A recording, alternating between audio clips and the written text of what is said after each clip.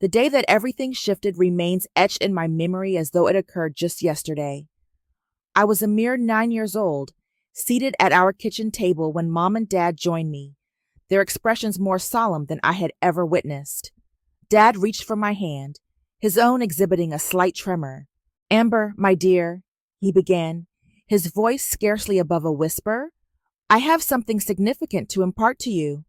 That was the day we received the news about the cancer. My comprehension of its full implications was limited at that age, but I grasped enough to understand that my world was on the brink of profound change. Over the subsequent 2 years, our comfortable home transformed into a constant flow of medical professionals, relatives, and concerned acquaintances. I observed my father, once robust and full of life, gradually weaken. Mom endeavored to maintain a semblance of normalcy, but nothing felt normal. She would feign smiles during daylight hours, but in the evenings, I would hear her weeping in their bedroom. I would position myself outside their door, yearning to enter but uncertain of what words to offer. When Dad passed away, I was 11. The funeral proceedings are a hazy recollection of somber attire and subdued conversations. Mom grasped my hand so firmly it caused discomfort, but I didn't object. I believed we would navigate through it together. I was mistaken. A week following the funeral, Mom sat me down once more, this time without anyone else present. "Amber, I've been in communication with your grandmother," she stated, avoiding direct eye contact. "I believe it would be most beneficial for you to reside with her temporarily, just until I can organize matters." "But why can't I remain here with you?" I inquired, my voice barely audible. "I require some solitude, my dear, to process everything, to determine our path forward." She tucked a stray lock of hair behind my ear, but the action felt insincere. "It will only be for a few months." Grandma Margaret, Dad's mother, collected me the following day.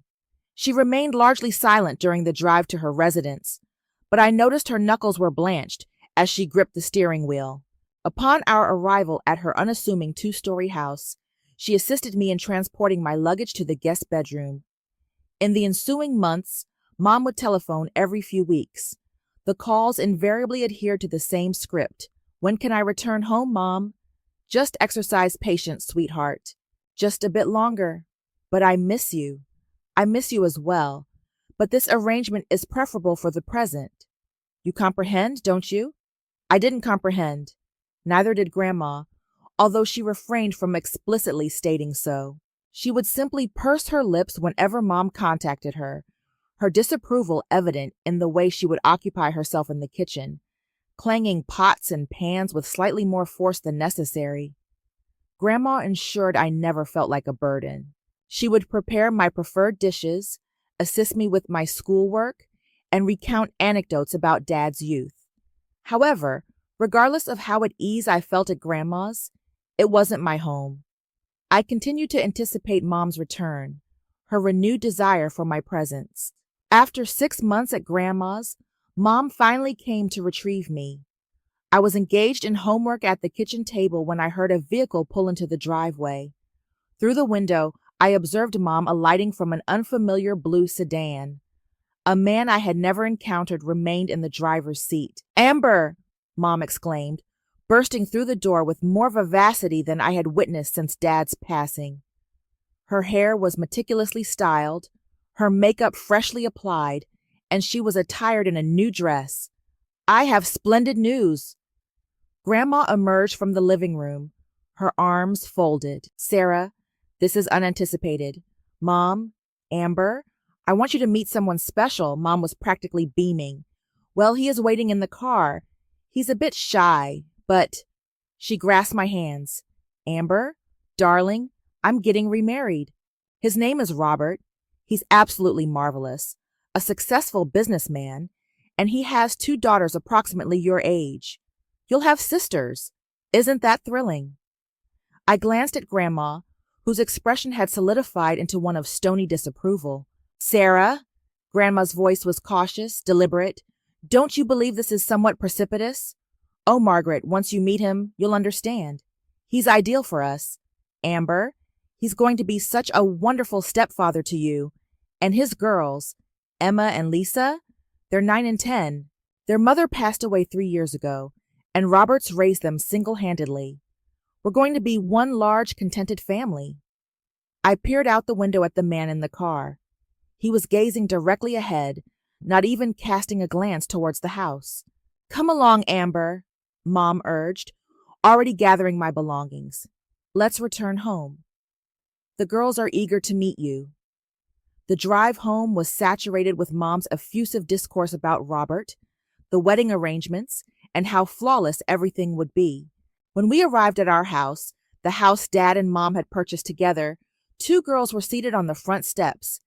They resembled identical dolls, with their matching blonde hair and pink frocks. Girls, Mom called out, waving. Come and meet Amber. I stepped forward, attempting a smile. Hello. We're aware of your identity. The taller one, Emma, interrupted, her voice sugary sweet but her eyes devoid of warmth. Our dad informed us all about you. Indeed, Lisa, the younger one, chimed in. But just so you're informed, he's not going to be your dad. He's our dad, and your mom is going to be our new mom, Emma added, with a smile that failed to reach her eyes. We're going to be one large, contented family, correct, Sarah? Undoubtedly, my dear, Mom beamed, completely oblivious to the underlying tension. 3 months later, I stood before a mirror, clad in a simple blue dress, while Emma and Lisa pirouetted in matching pink bridesmaid gowns. The wedding ceremony was imminent, and I could still hear the echoes of their earlier tantrum. We will not wear the same dress as her. They had shrieked when Mom proposed matching dresses for all 3 of us. She's not even genuinely part of the family. In the official wedding photographs, I am scarcely discernible, owing to Emma and Lisa strategically maneuvering themselves to exclude me from the frame. As I scrutinized those photographs later, I comprehended that this wasn't going to be the harmonious family Mom had envisioned. Life within our blended family swiftly established a routine. Robert wasn't overtly malicious. He simply behaved as though I were non-existent. He would return home from work, embrace Emma and Lisa, kiss Mom, and proceed directly past me as if I were an inanimate object. Mom, eager to demonstrate her commitment to her new spouse, lavished attention upon his daughters while scarcely acknowledging my presence. The inaugural Christmas following the wedding unequivocally clarified my standing. Emma and Lisa each received new iPads and high-end clothing, whereas I was presented with a rudimentary mobile phone and some inexpensive sweaters. I was immensely grateful for Grandma Margaret. She never overlooked me. For my 13th birthday, she bestowed upon me an exquisite silver locket containing Dad's photograph. Emma noticed it around my neck during dinner. That's so lovely, she remarked, her eyes glittering. You ought to share it with me. That's what siblings do. When I declined, I discovered the locket's chain inexplicably broken the subsequent day. On another occasion, Grandma dispatched a limited edition set of art supplies. I cherished drawing, just as Dad had. A week later, I found my sketchbook saturated with water and the costly pencils fractured. When I confronted Lisa, she merely smiled. Prove it was me, she uttered sweetly. Mom, I attempted to show her the damaged supplies. Observe what they've done.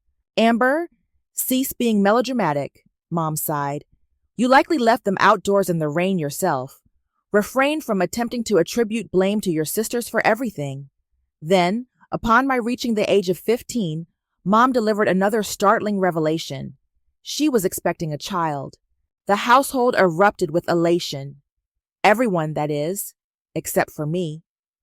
Robert's daughters squealed with delight about the prospect of a baby brother or sister, while I remained silent, already foreseeing the implications. The baby, a boy they christened Michael, arrived in the spring. 3 weeks after Mom returned home from the hospital, they convened a family meeting in the living room. Now that Michael is here, Mom commenced, avoiding direct eye contact, we must implement some modifications to the sleeping arrangements. Robert cleared his throat. We believe it would be most suitable if you relocated to share a room with Emma and Lisa. Michael requires his own space. No! The word escaped my lips before I could restrain it. I refuse to share a room with them. This is my room. This is my father's house. The room fell silent. What did you say? Mom whispered. Dad purchased this house, I continued, my voice gaining strength. He financed it. You and your daughters moved into our house, and now you intend to deprive me of my room? Robert's face reddened. Emma and Lisa sat with their mouths agape, for once, speechless. How dare you? Mom's voice trembled. How can you be so self-centered after all we've done for you? Tears began streaming down her cheeks. Robert has been nothing but benevolent to you, and this is your manner of reciprocation? Benevolent to me? I laughed, but the sound lacked any mirth. He doesn't even acknowledge my presence. Following that incident, the house became even more of a confinement. No one engaged in conversation with me during meals. Mom and Robert behaved as though I were absent, and Emma and Lisa didn't even bother with their customary taunts. They simply pretended I was invisible. The silence was somehow more agonizing than their previous cruelty had been. After 3 days of utter silence within the house, I could no longer endure it.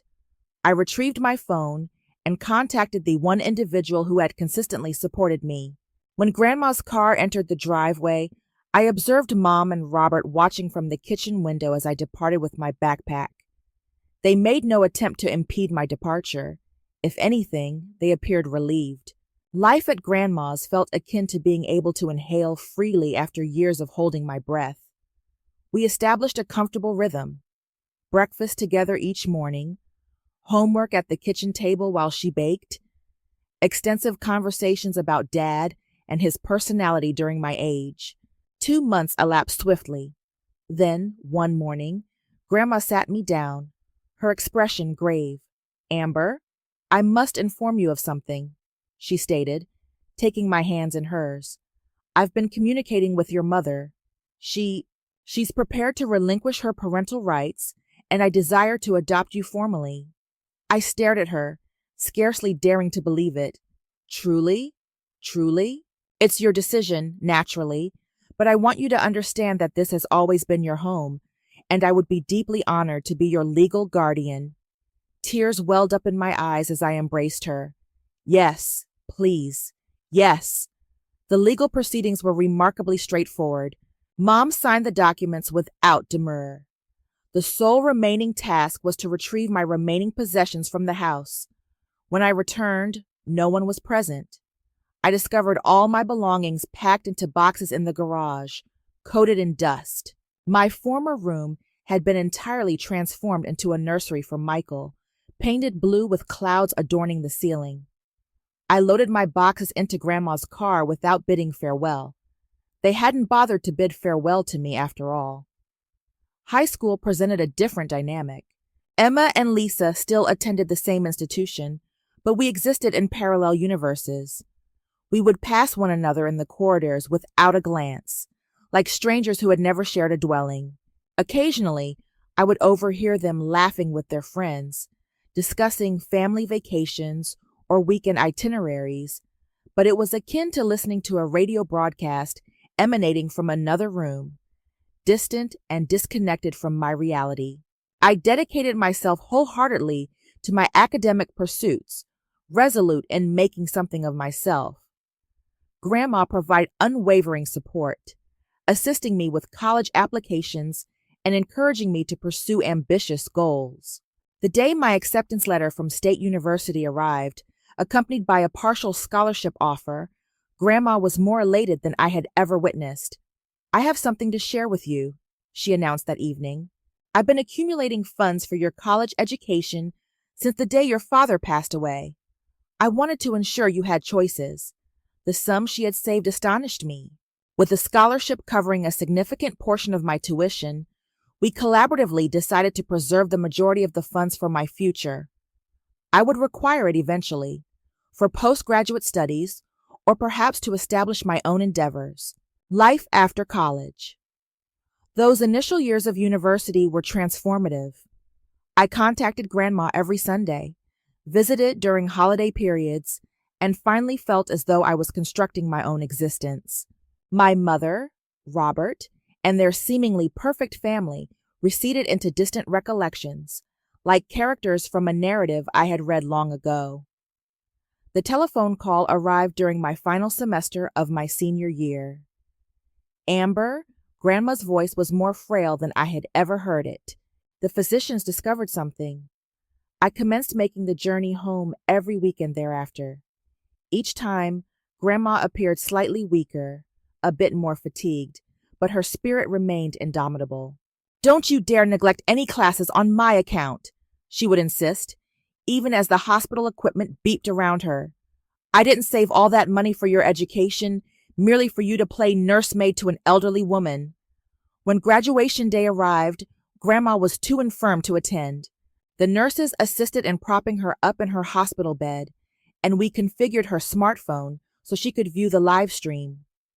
After I traversed the stage and received my diploma, I gazed directly into the camera and blew her a kiss. Subsequently, she informed me that she had wept throughout the entire ceremony. I proceeded directly from graduation to the hospital. For the subsequent week, I scarcely left her side. We conversed about everything and nothing, recollections of Dad, her childhood anecdotes, her aspirations for my future. Then, one serene morning, while I was holding her hand, she peacefully departed in her sleep. Planning the funeral felt incredibly surreal. I was selecting floral arrangements and making preparations in the same residence where Grandma and I had shared breakfast just weeks earlier. Then, on the day of the service, I saw them. My mother, Robert, Emma, Lisa, and a young boy I barely recognized as my half-brother Michael entered the funeral home. 7 years had wrought changes upon them. Emma and Lisa were now adult women, and Michael, whom I'd last seen as an infant, was now a grade schooler attired in a diminutive black suit. The ceremony unfolded in a hazy blur. I stood alone beside the casket, receiving condolences from distant relatives and Grandma's acquaintances. Then, abruptly, Mom was present. "Amber," she said softly, her eyes reddened from weeping, "I'm profoundly sorry for your loss." "Margaret." She was an exceptional woman. I nodded, unable to trust myself to vocalize a response. "Listen," Mom continued, wringing her hands nervously, "I realize it's been an extended period, but would you contemplate joining us for dinner? All of us. We would like to endeavor to rectify matters." Observing her countenance, now etched with age and sorrow, I felt the accumulated weight of all our unspoken sentiments. "I'll consider it," I managed to utter. A week later, after meeting with Grandma's legal representative and learning she had bequeathed everything to me, the house, her savings, all of it, I reached my decision. Perhaps it was time to confront the past. The house I had spent my childhood in appeared diminished somehow, more dilapidated. The paint was flaking, the garden untended. Inside, Robert, Emma, Lisa, and Michael were assembled around the dining room table. The awkward silence was punctuated solely by the sound of silverware against plates. "So," Mom finally said, injecting forced cheerfulness into her tone, "what are your intentions now that you've completed your studies?" I took a deliberate sip of water before responding. "I'm remaining in town, actually. I intend to reside in Grandma's house." The flicker of gratification in Mom's eyes was fleeting, but I perceived it. Something about that expression instilled a sense of unease within me, though I couldn't articulate the reason. My degree in business administration secured me a position as a junior executive at Wilson & Associates. The remuneration exceeded any sum I had envisioned earning upon graduation, and with no rental expenses, courtesy of Grandma's house, I was able to conserve a substantial portion of my income. Mom began visiting regularly, typically bearing freshly baked cookies or a casserole. Initially, our dialogues were stilted, punctuated by extended silences and cautious phrasing. However, gradually, She began to confide in me about their challenges. The heating expenses were exorbitant this month, she would sigh, or Michael is growing so rapidly. He requires new footwear again. The first time I proffered assistance, it was almost instinctive. Mom was discussing a leaking faucet they couldn't afford to repair. I have some surplus funds, I stated, retrieving $200. Here, have it repaired. The manner in which her face illuminated caused a warm sensation to stir within my chest. Following that incident, it became a customary occurrence, modest sums here and there for whatever predicament they were confronting that week. Then, unexpectedly, Emma and Lisa began to visit as well. They recounted their employment, Emma as a receptionist, Lisa working in retail, and their difficulties in making ends meet. It was peculiar to hear them converse without any trace of their former malice. When Mom mentioned that Michael required a laptop for his studies, I didn't hesitate. The smile on his countenance when I presented it to him rendered all our past history seemingly distant and inconsequential. "You're the most wonderful big sister ever," he declared, embracing me. It was our first genuine embrace. The genuine breakthrough transpired during my business excursion to New York, when Emma and Lisa inquired if they could accompany me. I harbored initial reservations, but their enthusiasm proved infectious. "We've never ventured anywhere," Lisa confessed. "Dad consistently maintained we lacked the financial means. I secured economy class tickets for them and located a respectable tourist class hotel in Manhattan. Witnessing them experience New York for the first time was akin to perceiving the city through a fresh perspective. They captured photographs of everything, gasped at the towering skyscrapers, and incessantly remarked on the overall magnificence. During our dinner at a modest Italian eatery in Little Italy, Emma raised her glass of house wine. "To family," she declared. And for the first time, the word didn't feel disingenuous. Back home, our regular dinners evolved into a tradition. Mom, Emma, and Lisa would invariably insist on selecting budget-friendly establishments, and they never ordered anything extravagant. They appeared genuinely appreciative of everything, regardless of how insignificant. Mom's telephone call arrived on a Tuesday afternoon, indistinguishable from any other. I was engrossed in reviewing work-related documents when my phone illuminated with her name. "Hi, sweetheart." Her voice was warm, familiar. "How are you faring?" We engaged in casual conversation about trivial matters, Michael's academic progress, Emma's new hairstyle, the customary family chit-chat. Then, just as we were concluding the call, she added, "Oh, by the way, honey, I'm reluctant to inquire, but could you possibly transfer $200? The car necessitates some minor repairs." "Certainly, Mom. I'll transmit it immediately. You're an angel, Amber. I love you immensely." I was on the verge of disconnecting when I realized the call hadn't terminated. There was a rustling sound on the other end, followed by voices, growing increasingly distinct. Mom must have believed she had pressed the end button. Did she succumb to it? That was Emma's voice, succeeded by a laugh I hadn't heard since high school. Sharp, mocking. Naturally, she did. Mom's voice had undergone a complete transformation, dripping with disdain. She invariably does. Little Miss Successful, with her ostentatious job and her inherited residence. Goodness, I'm so weary of feigning affection for her. Lisa groaned. "Did you observe her attire at dinner last week? That hideous blazer. She believes she's so superior to us merely because she attended university." They all erupted in laughter. Mom, Emma, and Lisa.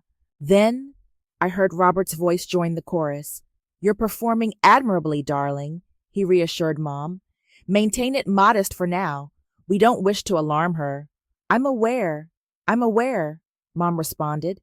"We must proceed strategically, small sums intermittently, cultivate her trust. Once she completely relinquishes her vigilance, then we can genuinely commence requesting larger amounts. She's affluent now. That house, her savings, her income. We merely need to ensure she expends it on us rather than herself." "It's unjust," Emma whined. "Why should she possess all that wealth? We deserve it more than she does." Undoubtedly you do, sweetheart, Mom affirmed. You and Lisa are twice the daughters she ever was. Don't fret. We'll acquire what's rightfully ours. She's too obtuse to perceive what's truly transpiring. Always was, just like her father. I terminated the call with a solitary press of my finger, but their laughter continued to reverberate in my ears. The family I believed I had finally discovered had never existed. It had all been an elaborate charade, with me playing the role of the gullible benefactor. The subsequent morning, Mom's number flashed on my phone screen. Amber, darling, we're hosting a special family dinner this evening. You'll attend, won't you? I detected the feigned sweetness in her voice now, the calculated warmth that I had been too eager to overlook previously. Certainly, Mom. What time? 7, Wang. Everyone will be present. When I arrived at the house, they were all in attendance. Mom had prepared my favorite lasagna. Emma and Lisa were dressed elegantly, playing their roles flawlessly. Even Michael seemed to have been instructed to be exceptionally affectionate. Amber! Mom rushed to embrace me. You appear fatigued, sweetheart. Is work keeping you occupied? I reciprocated her hug mechanically, noting how she exchanged swift glances with Robert. Throughout dinner, they maintained their performance, inquiring about my job, laughing at each other's jests, playing the quintessential family. I observed them as though I were witnessing a theatrical production, noticing every forced smile, every calculated gesture. Finally, as we were concluding dessert, Mom cleared her throat. Amber, darling, we actually desired to converse with you about something significant. She reached for Robert's hand, their practice maneuver for serious discussions. The house, well, we've encountered some structural complications. The foundation necessitates urgent repairs. We've obtained estimates, Robert added, attempting to sound paternal. It's going to cost approximately $10,000. Mom leaned forward, her eyes wide and brimming with hope. We're loath to ask, but since you're faring so exceptionally well. I smiled, and I saw Mom's face illuminate with triumph. She believed she had succeeded. No. The word punctuated the silence like a stone impacting still water. What? Mom's smile faltered. I said no. Not $10,000. Not $10. Not another penny. Emma and Lisa exchanged bewildered glances. Robert sat upright. But honey, Mom initiated, we genuinely require. You neglected to disconnect the telephone yesterday, Mom. I maintained my voice composed, almost conversational, after you requested that $200. The color drained from her face. Emma and Lisa froze. Even Michael, who likely didn't comprehend what was transpiring, ceased consuming his cake. I overheard everything, I continued, about how weary you are of feigning affection for me, about how you've been manipulating me for financial gain, about how you perceive me as unintelligent, just like my father. I turned my attention to Emma and Lisa, about how you believe you're more entitled to my wealth than I am. We were merely jesting, Lisa interjected. It wasn't intended seriously. Amber, sweetheart, Mom reached for my hand. I retracted it. You're misconstruing. The sole thing I misconstrued was believing you had undergone a transformation. I rose from the table, but you know what? I ought to express my gratitude to you.